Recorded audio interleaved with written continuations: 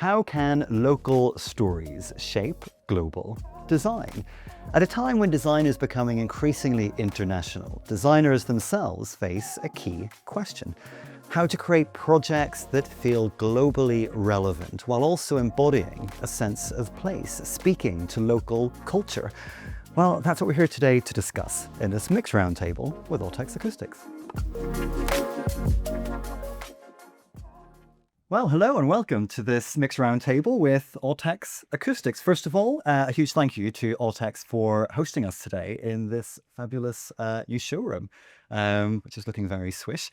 We're here today to discuss how local stories can shape global design and what that means to each of you. I'm going to read out a little bit of the synopsis. So as design becomes increasingly international, designers, such as yourselves, face a key question: how to create work that feels globally relevant without losing its connection to place. So from local craftsmanship and regional manufacturing to cultural storytelling in architecture and interiors, this roundtable explores how local narratives can shape design that speaks to audiences everywhere. So I'm going to go around the table and I'm going to ask you to introduce yourself. And if you can also answer a question that will make a little bit more sense as we get into the conversation. But what is your favorite local spot? Could be a wine bar, could be a cafe, could be a library, whatever you think. But Kali. Hi there, everyone. Thank you very much for having me today. My name is Rosa Moreno. I'm working at H&M. My favorite spot, as someone has been living in the UK for 20 years, and I've been, having some gaps, going back to Spain to live. My favorite spot is not just one, but this pub, the concept of pub. The smellier the carpet, probably the better. I think there is nothing that resonates local to me, especially in the UK, that pub. Wonderful. Hi, I'm Juliana Georgi. I'm an architect at Alex & Morrison. My favorite local place is a global place as well. It's a British Library. Actually, I do spend a lot of time there, sometimes researching or just working from there. I really enjoy it, and the whole King's Cross area as well. Fantastic. Dominic. Hello, Dominic Dugan, Creative Director, business called Otra. I would say my local place is more like a daily fix. It's more to do with the fact I live in London, I work in London, so I detach with this local place. I'm not going to tell you where it is because it will spoil it. What is it? It's basically a place I discovered while walking my dog, where I play tennis, and I have little private meetings there. There's a coffee shop there, and it's local to here. That's all I'm going to say. And it matters to me because it's my daily sort of like reminder of what it is when I come to work, which allows me to detach from my sort of family life. If you like. Fantastic. Hi, I'm Olivia Whittingham from Atkins Realis, an interior designer. And my favourite local space is a little restaurant in Epsom where I live, and it's a Turkish restaurant. Really simple interiors, amazing food, and it's really peaceful, and I love going there just to read a book and eat some food. Hi, my name is Laura O'Hagan. I'm a director at Buckley Gray Yeoman Architects. My favourite spot is the Beauvoir Town, which is very local to where I live. It's got a great pizza restaurant, an amazing deli, and a really good pub, back to the pub again, with a lovely terrace. And the people watching is just amazing because there's a few famous people who have moved into the area. So having a coffee there is really lovely. Nice. Hi, I'm Nina McCormack. I'm a senior interior designer at Third Way. And I think I'm going to go with Rosa's mentality of, you know what, it's the concept of cafe. It's the concept of being Australian and wanting to go find a barista covered in tattoos that looks at me like I shouldn't be there, and I want to pay £5 for a coffee, and I want to have 10 different kinds of nut milks and different flavors, and my beans from some lost place in Guatemala. And I love the whole process of going in, and it's like, it's a ritual for me. So it can be the thing that brings me out of a funk or something that kind of starts my day really well. Yeah, so that's probably my pace. My name is João Alves. I'm an associate at Orms Designers and Architects. I would say that for me is Victoria Park. It's right by where I live, and it doesn't really matter if you want to go for a run or a coffee or to a festival. It's a place that's full of history and very layered, so it can suit whatever you want to do. I'm Elliot, I work for Autex Acoustics. Thanks everyone again for coming into the showroom.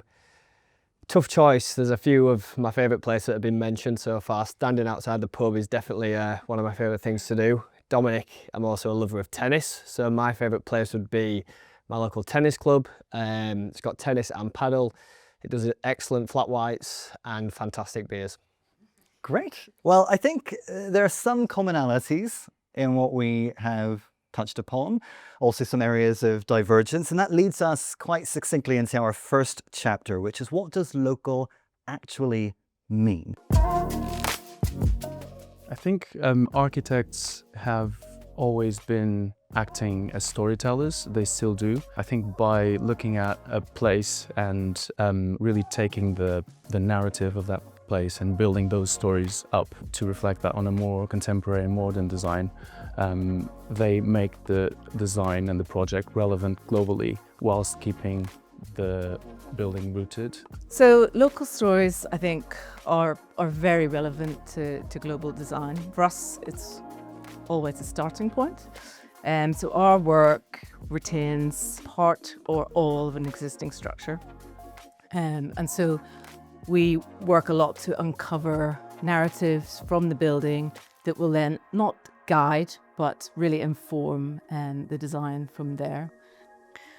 Gosh, when I think about global design and local stories and how they're intertwined, I think there's this wonderful recipe where it's almost like you come from Italy, or I come from London, or I come from Australia, and my design or my recipe might be a little bit different than the homeland, but my locality kind of brings in a little bit of a spice to it. So everyone's recipe is different. And I find that when it comes to design, the recipe of like locality and the mixture of its context within like London, its heritage, its buildings, I might add in my Australian twist, therefore my recipe is a little bit different. So I think like locality really has such an impact on design overall. So when we say local, what are we referring to here? Is it geography, culture, materiality, manufacturing, all of the above? Tell me. For me, it's about people. I think that people it just naturally finds a way. People, their character, how they contribute to whether it's how something is procured, produced, delivered, how minds come together, how we rethink things, where the nuances of those individuals. I think in other words, it's a cultural thing, you know. And I think that no matter what you try to do to repeat, roll out, replicate, whether it's globally, whether it's regionally, you'll never truly get a consistent thing, because it's all of everything I just mentioned which defines it basically, and it's defined by people. And I think for all the reasons you mentioned, Harry, that you know, that there's all those things that are just affected in this process. So therefore it is about people, and that's what I'm particularly fascinated by when it comes to design, that it's not just us as creators that create this piece. Well, I'm sure we'll talk a bit more about that today. Do you all agree with that? Local is people? Local is looking around the table today and seeing lots of names from different countries, and knowing that local is how you feel, and it's how you create a space or find a space within your new surroundings that makes you feel like home. It makes you feel welcome or belonging. And I feel like that kind of transcendence into interiors is like, that's what we're trying to capture, is that feeling of belonging. So I guess for me, like locality or being a local kind of feeds into that a bit. And I think even if you're in someone else's idea of local, you can still connect to the space or interpret it in your own way.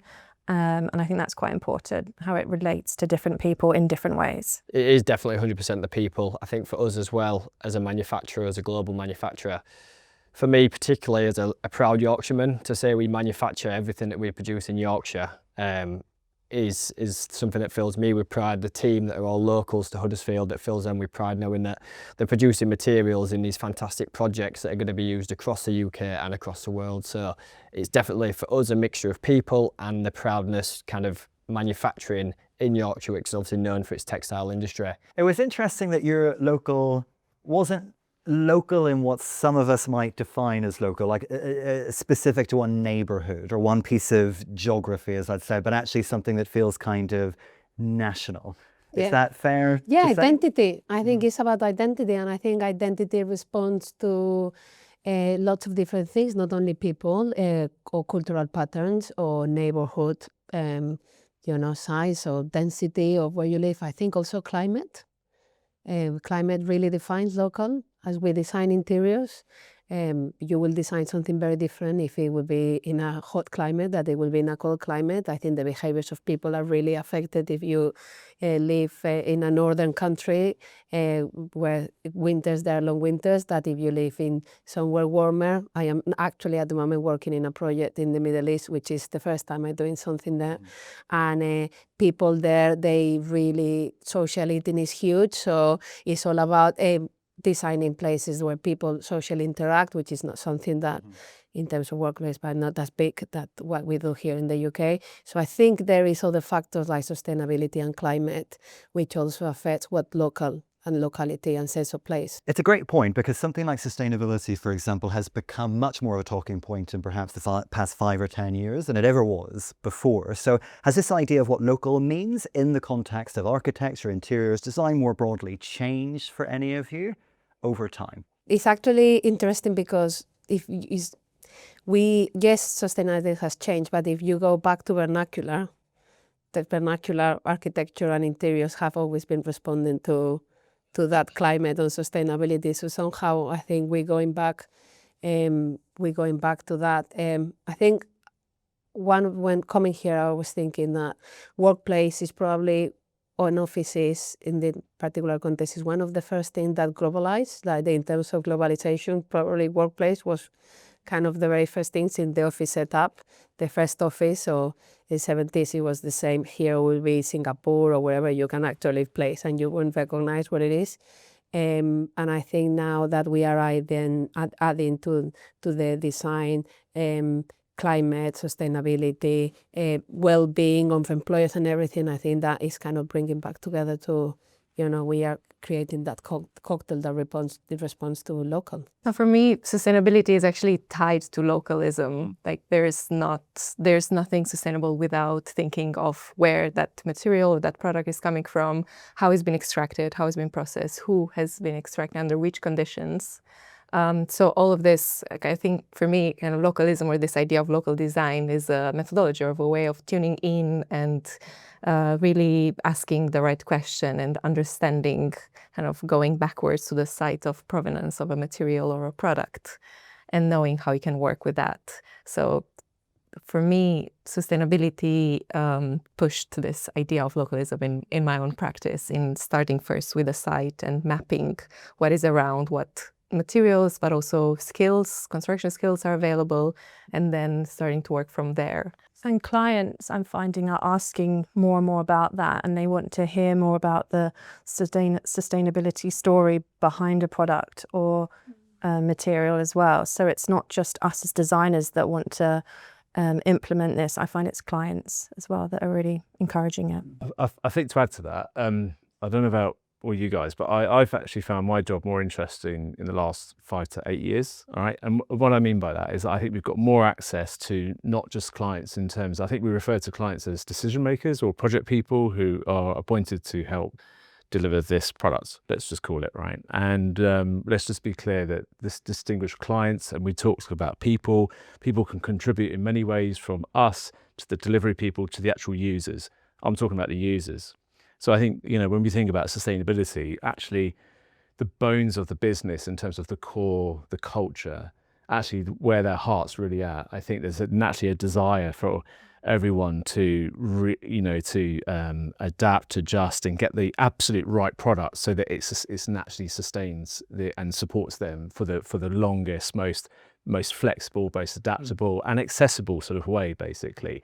And I think what we're talking about here is bring them on the journey and they will be sort of empowered to essentially use it in the way that they want to use it. So it's for them. It's an actual space for them. And I think that's the most sustainable way of looking at things. So involve people, involve your users, not just the clients, as some people say it. Yeah. Joel, this is going to sound, it's really more of a provocation, shall I say, because I already know what your answer is going to be. Otherwise, you wouldn't be very good at your job.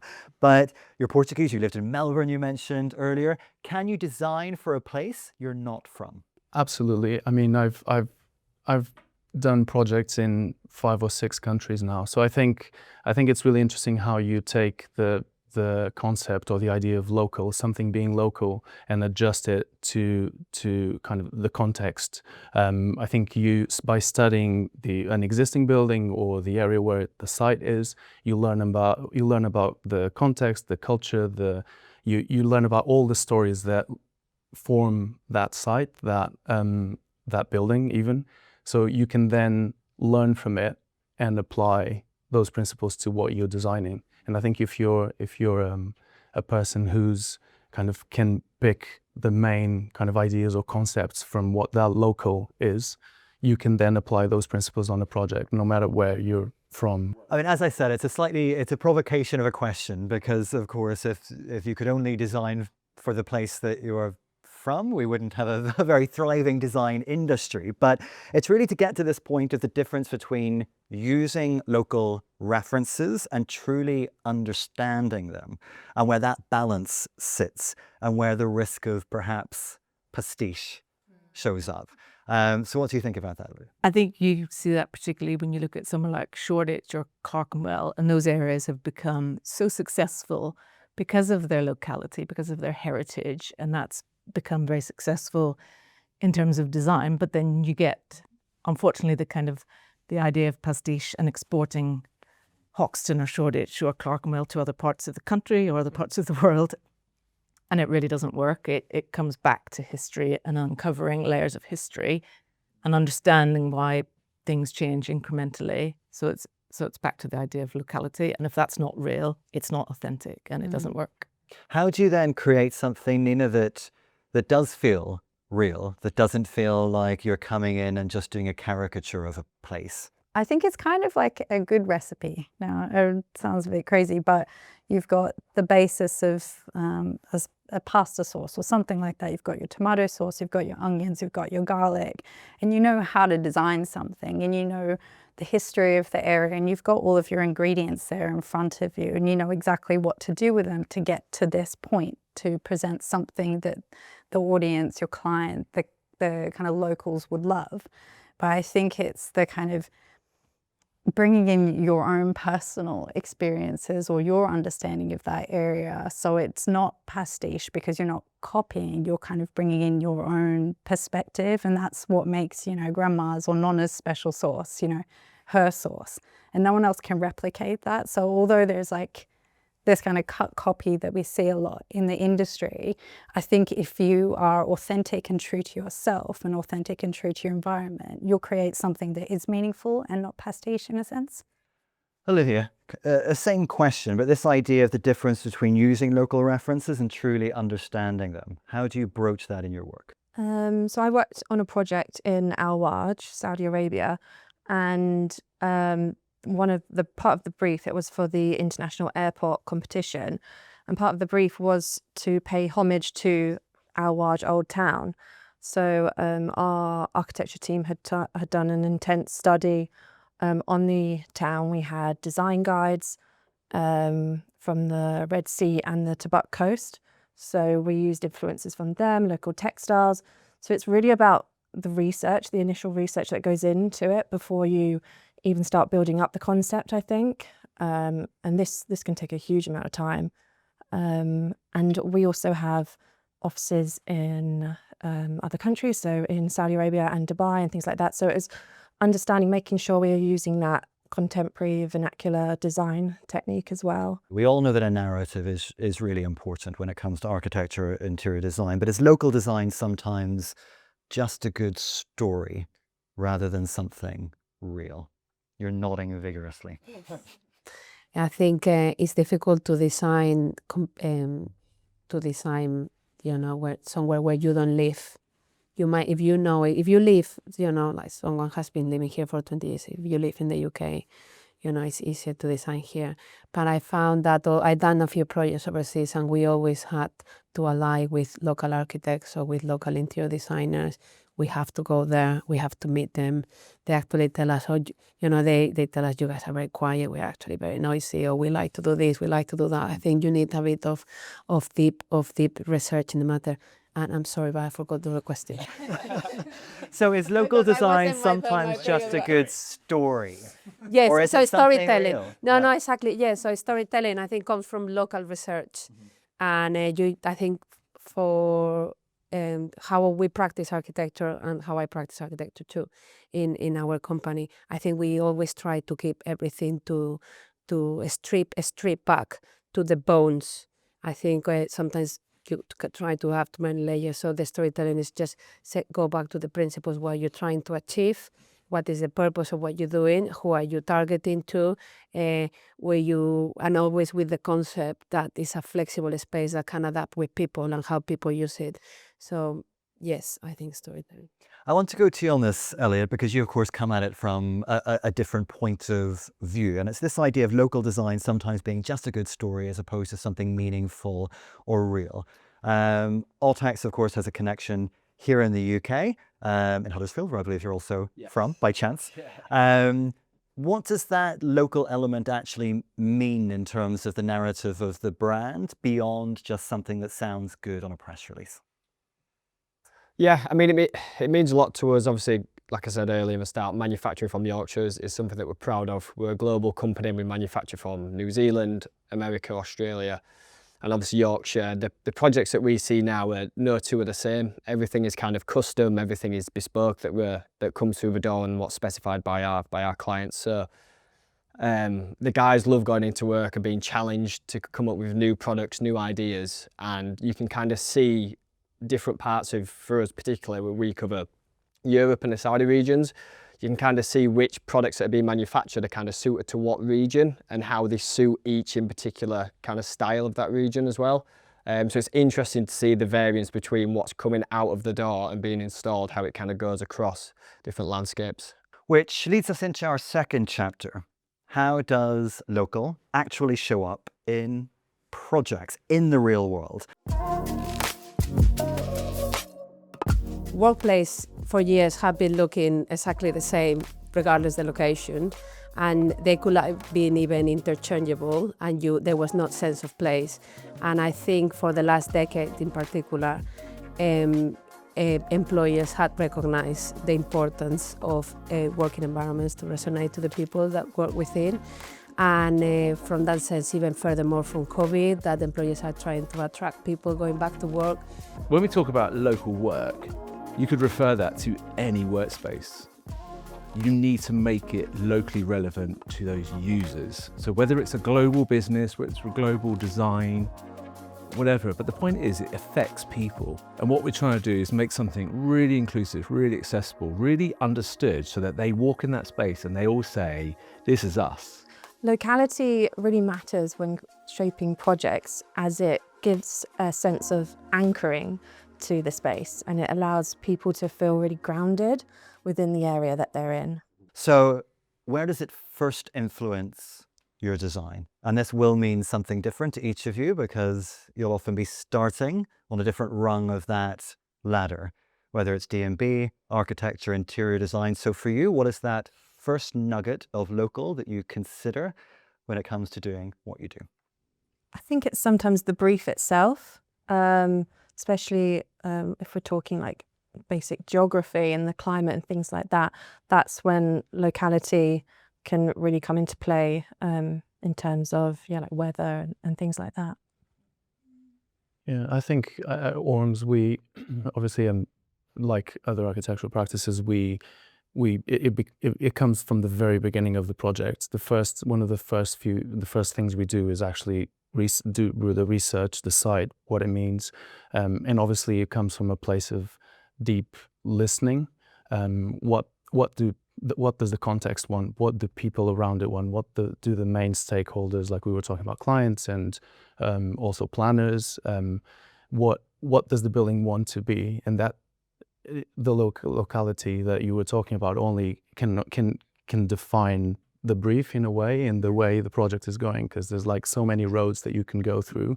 But if you listen well to the site and everyone involved, you can choose the right path. I like the way that you said that you listen to what the building wants to be. And I think that's so true though, isn't it? You know, because we might come in and go, oh, I'm really interested in putting Autex on every single wall at the moment because I'm really into acoustics. But you go into the building and it just might be like, actually, no, that's not the right thing for the space. Like listening to the building, the clients, the stakeholders, yeah, important. But the site and the context and the building, that's really so. Nancy would have to convince her it is right. The building is lying too. Juliana, what do you think about this idea of where local actually shows up? So where is the first point in your process, your design process, that you start thinking about local? Well, it depends on which scale I'm working with. So if I'm working on a master plan, then it is a lot about customs and climate and how you respond to that and where so people... from the outset, basically. Definitely, Yeah. yes. It starts with research, as you said, and it starts with tuning in to a place. So if you're designing for somewhere where you're not at the moment, perhaps you need to visit, or you definitely collaborate with somebody that knows and has lived that space. But when it comes to buildings, building scale or interiors, I'm very interested in interrogating materiality and where materials are coming from. And I would start by looking at what's available, well, not necessarily at a very local scale, but it could be a national scale. So I've been involved in a research investigating indigenous UK stone. And on a recent project where we are designing a bandstand in a park, we've been looking for a material that is very robust, very durable, fire resistant, and stone was an answer.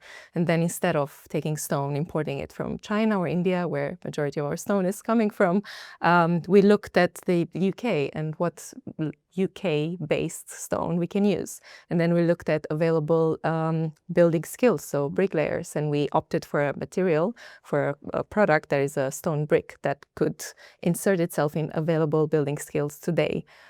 So it's about kind of gaining that knowledge of what's available to you and what you can do on multiple layers. Like it can be materiality, but it can be also culturally or, yeah. So let's try and stick with some of those tangible, measurable examples. Dominic, where does it start? Well, where has it shown up? So moving on to the idea, are there specific projects that you can talk about? Yeah, okay, so we've designed an office in Manchester and that same business wants to create an office in London, okay? And whether it's the same business or whether it's a business that, let's say they're in the same sector, a lot of us have a lot of experience and it kind of tarnishes slightly kind of our approach to things, like we know it, like we assume it, and we should never do that. And what I like about that is if we start like we know nothing, I think that's a really good way of looking at every project. Like you're already open to the user, and so the Manchester reference has in short has a very different operation to the London. Okay, so that in itself will define their sort of purpose, right? So understand their purpose. So before we've even talked about sourceability of materials, you know, really what we're trying to do is wrap solutions in products, whether it's this stuff or, you know, I think we all know that happens much further down the line for me anyway. And we're talking about purpose, define the purpose. And I think everything else that can form a strong narrative, which can make the rest of the project much, much easier because you know the road you need to sort of stick on. And there's some little diversions you can create along the time and challenge the client.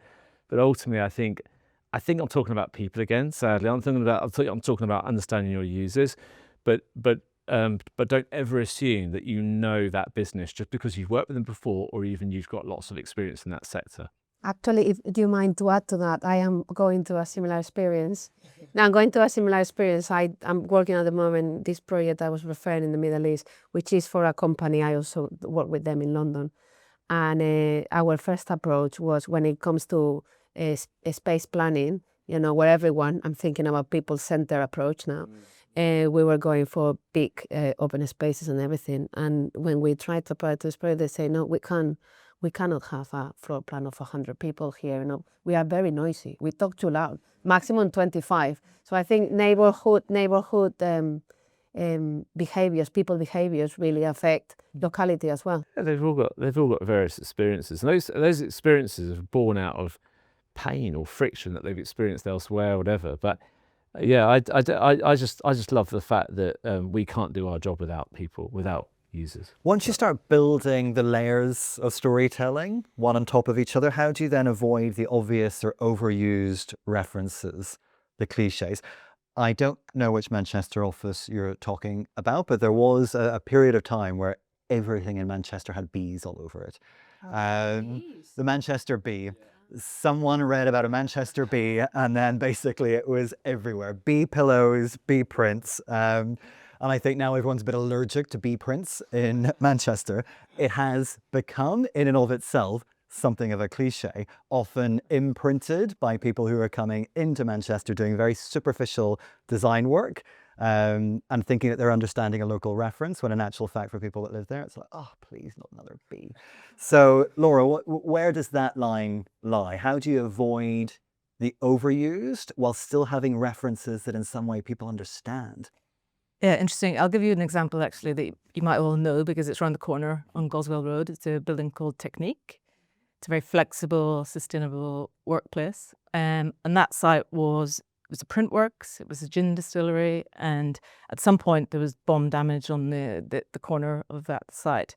And so it was a gap site. And so for us, it was about stripping everything out of those buildings, all the plasterboard and all the modern additions that have come about, in the last number of years, revealing the structure, celebrating the concrete, and then the new floors are all timber and CLT. So very quickly, even if you don't know the story of the building, you can read what was existing and what is new. And then in that little corner site, we would have loved to source brick from within a 5 or 10 mile radius, but unfortunately, that's not where we are. So we got some very sustainable stone waste bricks that came from the Netherlands, but that very clearly defines a new entrance for the building and kind of, it doesn't replicate what was there, but it speaks to the fact that this was a gap site and this is a new insertion. And so it's very legible, even if you don't know all of that interesting history about what used to be there. I think that as designers, like I'm going to speak specifically as an interior designer, not architecture. I'm not going to talk in large format, and I'm not unfortunately going to get to talk about maybe kind of grade 2 listed kind of buildings either. Sometimes you get given a white box. And you get given a white box and you need to create something out of nothing. And there is the danger of an interior designer going down the Pinterest road. And timelines, budgets, everything like that do kind of force you down into the Pinterest road, and you don't want to be clicking on the same things that everyone clicks on, because you do end up going into this cliche of what an interior in 2026 or these kind of 20s look like. And you can look back and go, oh, I know that interior is from 2011 because Trends. Yeah, the trends, right? Yeah. So, I think that it's storytelling. Again, it's actually finding a genuine story, not trying to push it too hard, because I do feel like if you try and push a story too hard, it then becomes pastiche in itself, like a gimmick of itself. But I think just trying to stay true to location. I love finding, like, I don't know, was this building kind of made for hats, straw hats? Okay, how can we weave that in, just even with the language of that. So trying to find something that's unique to the client, the location, steer clear of Pinterest and the easy wins, and trying not to go too gimmicky. If we think about design as a kind of volume that can be dialed up or dialed down, where is the kind of sweet spot? So for example, my partner is Portuguese, and I'm not going to name the place that we went to, but there was a new Portuguese restaurant that opened in the city in which we live, and we had been there for about 30 seconds, and I think Claudia was like, oh, we'll leave. It was a lot of blue and white tiles, yes. A lot of very intense references, and I think the general summation was this feels a bit like a kind of Portuguese theme park. Yeah. So that is too much. But then you could go in the opposite direction, where you don't have any of those references, and suddenly this doesn't read in a way that would be intelligible for someone as what it is meant to be. So where is that sweet spot? How do you simplify something down to the point that people can understand it whilst also not tipping into, as I said, the cliches? Avoid wallpaper tiling. You know, that is, I think it's just make it, you know, go to the bones again and extract the essence. So those tiles that they are, you know, this Portuguese style you're talking about, that they have white and blue themes and everything. You know, if you ask me, it kind of reminds me of that special light that you have in Lisbon. It's very white, bright light that you love. It's a reflection, so maybe just strip it to tiles on it. So I think there is a way that you can extract the essence without having to pastiche it or wallpaper.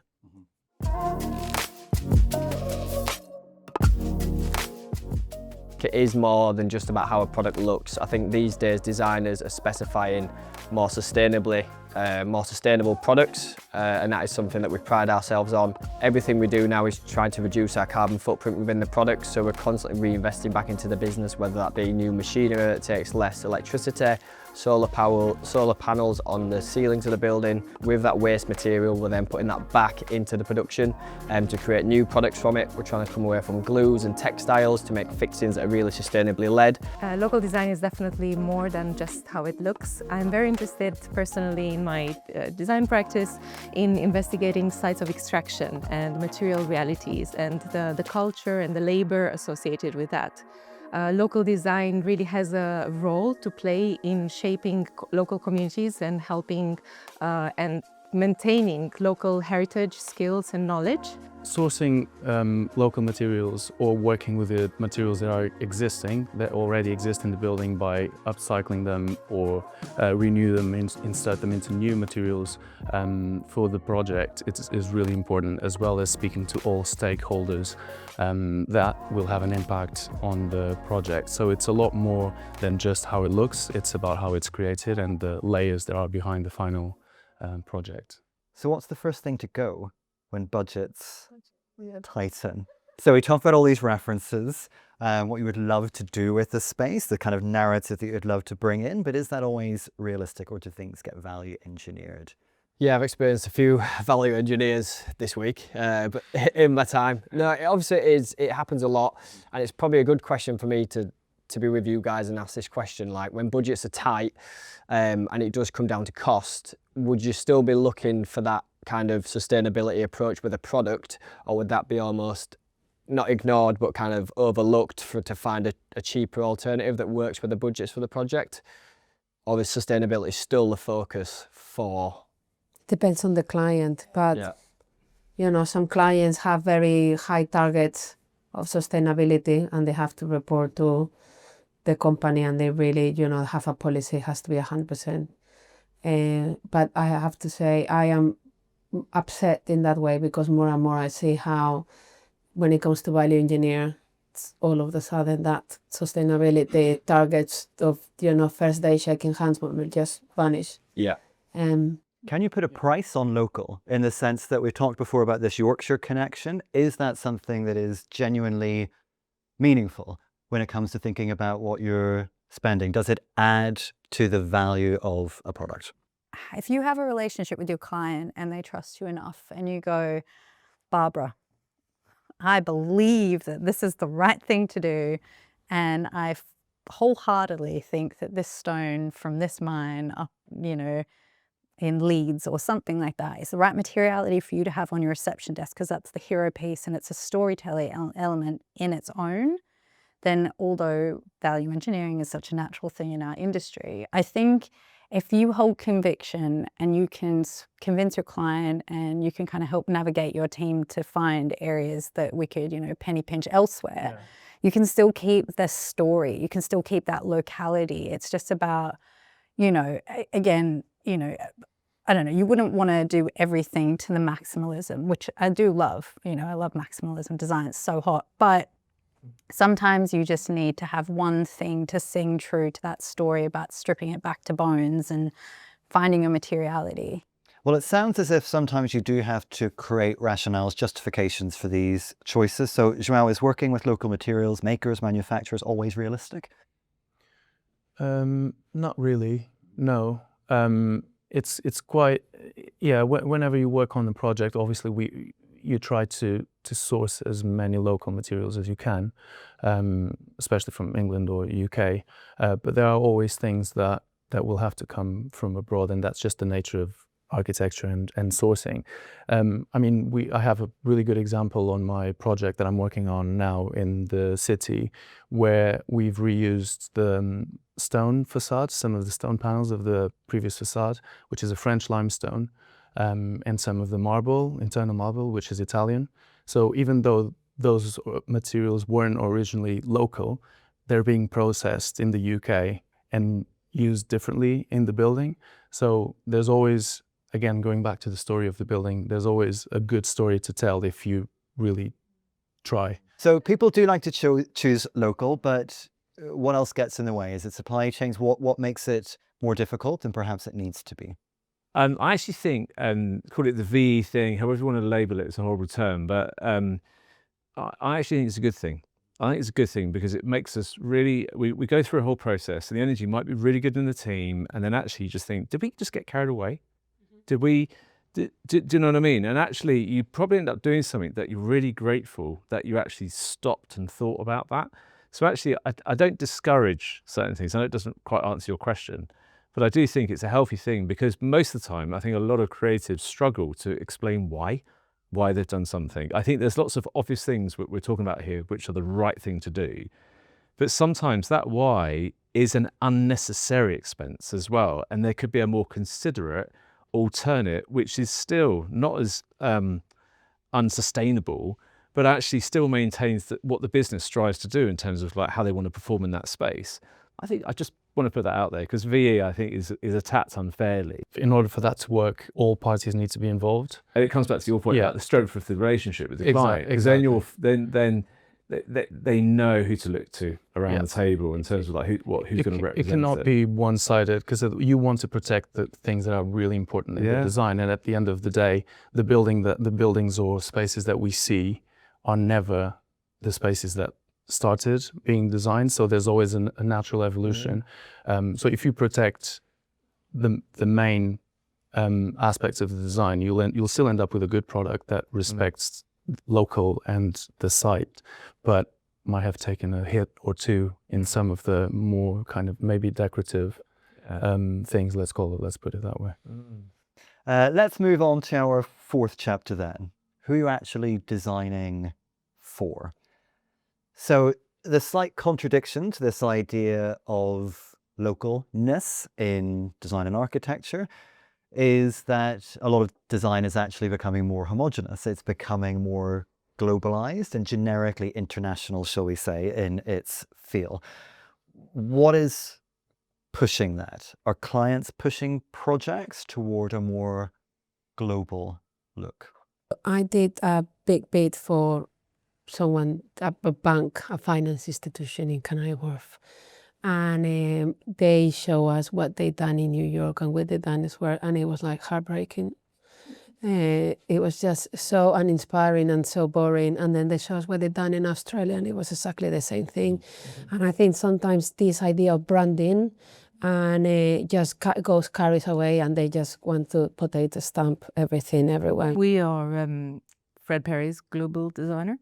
And they're obviously a very quintessentially British sportswear, streetwear brand. There's elements of their brand that's so recognizable. So what we try to do is distill it down to the elements and the laurel leaf and what is their symbol, and then reinterpret that symbol depending on what location we're in. And we've designed stores in New York and Seoul and Bangkok and Munich. And we try and bring the Britishness, but also make it local as well.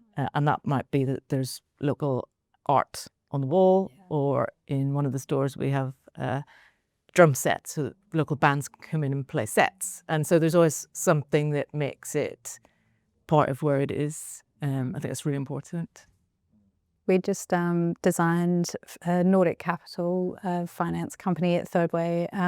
They're obviously Nordic, so they've got lots of kind of locations, Sweden, they've got Japan, and now they've got London, and trying to find the bones of Nordic capital and create like a London home for them, because it is home, and they have all of their kind of internal teams travel around, and they'll come and visit the London office and stay in London for the week. So that you do want them to have that sense of, oh, this is my office, I know where I am and I feel at home, but I understand that this is the London centre. So like we took some really, really stunning kind of timber elements and stone elements and pulled stainless steel from their Sweden kind of, it's a massive manufacturing kind of global steel plants up there. So there was some really fun interjections of like Swedish come London, but we needed to make it feel like home for them. So it's like, it's hard to do, to try and create a home or a brand and continue it without making it feel potato stamped, I think you called it. But yeah, I think you can do it if you listen right. And what does that mean for product? Because presumably you have to create something that is versatile enough to go into spaces that sort of need to say, actually not very much, and equally products that will go into spaces that have to say a lot. So where is that kind of line of consideration? Yeah, I think acoustics now have come a long way in terms of it's no longer just a panel on the wall or a panel on the ceiling to kind of make it quieter, reduce reverberation. It's now designed into the spec, and what you can do with the material now, the technology, the machinery around it is so advanced that we can, the majority of things we do now is kind of custom and bespoke, and we find it in, for certain clients who'll want to create their own unique product to them that they might then use and roll out across their multiple offices. So it's good for us because it pushes us to become better manufacturers. It pushes our design team because we're not just selling standard panels. So it pushes them to come up with new products, new ideas, and it obviously pushes the guys in the factory to work on these new products. So I'd say the bulk of what we do now is custom and is bespoke, and obviously design led. So maybe with some good acoustics, they could have had more than 25 people. We're going to move on to our last full chapter, which is what's changing. So are any of you thinking about local differently, perhaps in any way that you used to before, now that it's becoming more and more of a buzzword? So let me equate this perhaps to sustainability. If you went back 5 or 10 years, there was a certain interpretation that everyone had around that word. It became a little overused, and now people think about sustainability in different ways. They ask more probing questions. Is something similar perhaps happening with this idea of local design, which has become much more of a buzzword perhaps in recent years than it had been previously? If it's genuine, it's a good process to go through. Obviously, you mentioned sustainability. People used to talk about sustainability for years without really understanding what it meant. Eventually, it became policy. So now it's embedded in projects from the very beginning.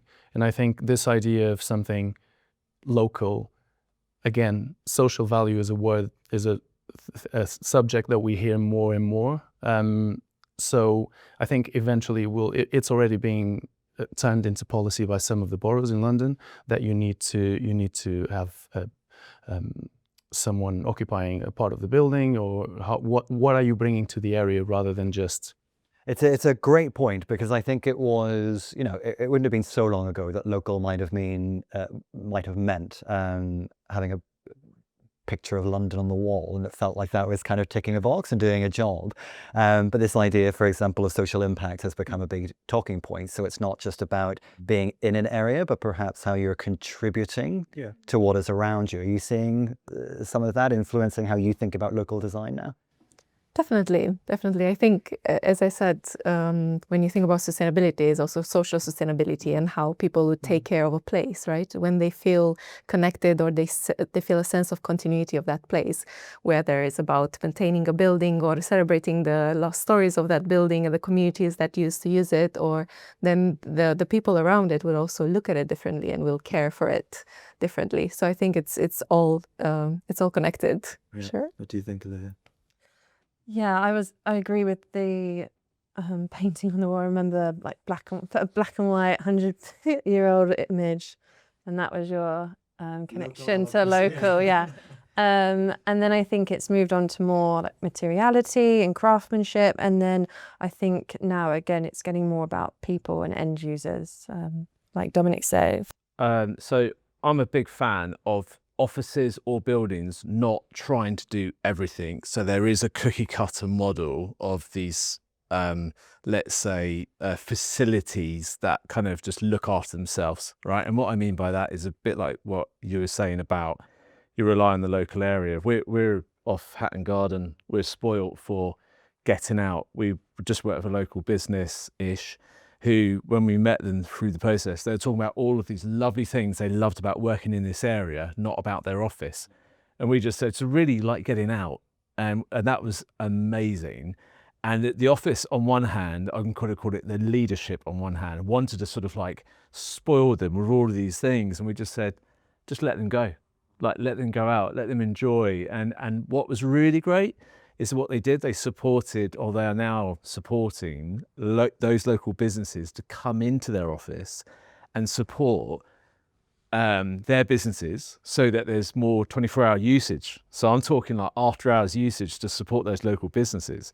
I think that's lovely. I think that's really, really nice. So I think local for me is about supporting those immediately around you because you rely on them so much. So do you think that local is becoming more about culture and the ways in which good design can facilitate positive cultural impact as opposed to being just about how it looks? So just one little thing to add to what I was saying, right? I appreciate we're in central London and we're a bit spoiled, all right? And I'm thinking about the regions and the work that we do in the regions, we struggle with that. And so I just want to put that out there that I also recognise regionally it's hard to sort of like rely on that. And so, yeah, sorry. No, that's true. I'm based in Bristol. I work in Bristol. I empathise with you in London. I know. I know. Anyway, I cannot say in camera. The some of the challenges we face in Bristol. No, it's great, but it's true that London is a bubble. And central London is even more of a bubble. I mean, the opportunities I think the clients are more willing to go that extra mile. One of the first projects we did in the office in H&M was the T building, that is a warehouse in the edge of Shoreditch, and it used to be a container. And that building, it was great to have a client that say we happy to. What shall we do for the building? And that building is almost like a master plan. We've done like 10 different projects in all these years over that building over again. It has Soho house in the roof. We have a swimming pool. We have incubator space. We have students. We have a club, a nightclub. You have all sorts of stuff. So I think that's local at its best. It's genius, but it's been such a slow change, and just adding what needs to be there. It's not too much. Yeah.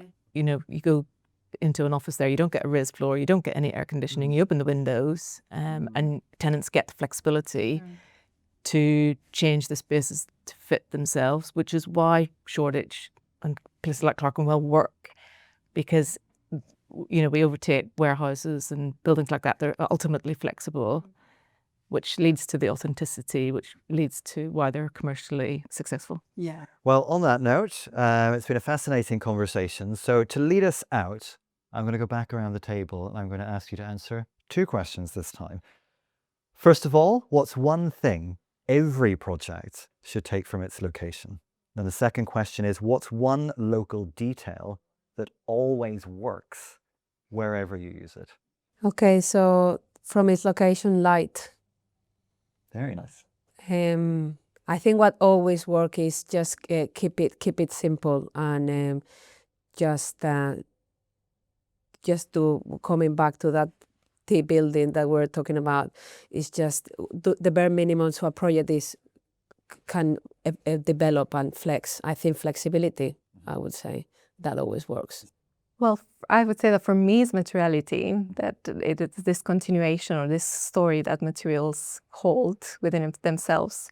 And then I would also say that through materiality or a building could have multiple localities, right? Is the locality of where it's embedding itself, but it's also the places in which it's taking away. So maybe that conversation is very interesting to have. Look after how people get to work. As in cyclists, showers, bike block-ups, dog travel. So you can take your dog to work, all that stuff. Just look after people getting to work, make it safe, make it friendly, encourage. And also, like, we get pretty bad weather, we get look after them umbrellas and stuff. So for me, it's the people. What's the journey through the building? How do you want people to feel? Storyboard that first of all, and understand that and how that is interpreted in the brief as well. And then a local detail for me, that connection, that biophilic connection, that connection to nature, I think is so important. In every project, we always look at that and try to integrate it. So yeah. I think with specific reference to adaptive reuse projects, because that's a lot about what we do, I think you've got to take the history, you've got to understand how a site or a building or a couple of sites have got to where they've got to, so that you can then start to unpick maybe what doesn't work, and uncover opportunity that hasn't been seen before. And I think then the detail that's really important is to celebrate the sort of tension between the old and the new and make it really legible. I think one thing that a project should always take from its location is it shouldn't take, it should give. It should give back to the location. And I think that that's super important, is to benefit your neighbours or your co-collaborators. They're your co-authors. So for the building to give back, for sure. And then the detail, I love flexibility. I'm a person who's going to swivel on my chair. I need to go touch grass. I would love the detail to be flexibility and kind of contact to outside elements. Just, I mean, like Laura mentioned, we specialize a lot in the reuse and refurbishment of existing buildings. So I think the one thing that you should take from a building or from a local is definitely the stories, and the local detail that always worked. I would say that it's kind of building on those stories in order for you to deliver the best building and site you can.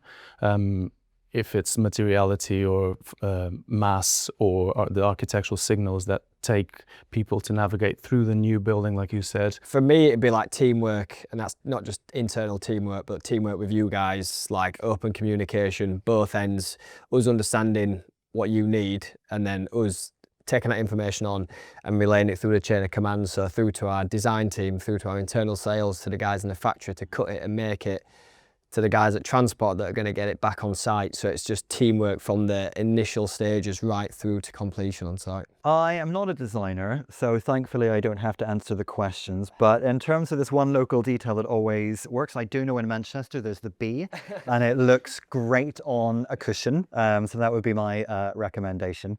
I jest. But all that remains to be said then is a huge thank you for joining us today for what's been a really interesting conversation. And of course, thank you to Autex Acoustics for facilitating it. So you've all earned yourselves a drink.